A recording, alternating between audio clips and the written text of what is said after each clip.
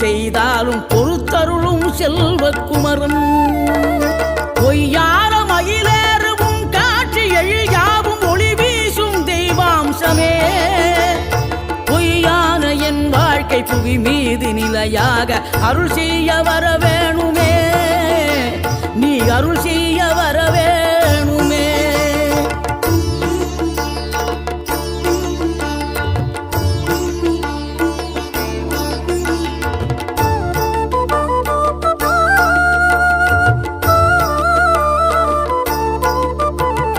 இகழ்தலையும் புகழ்தலையும் ஒரு முகமாய் கருதும்படி செவி உரைத்த முத்து குமரன்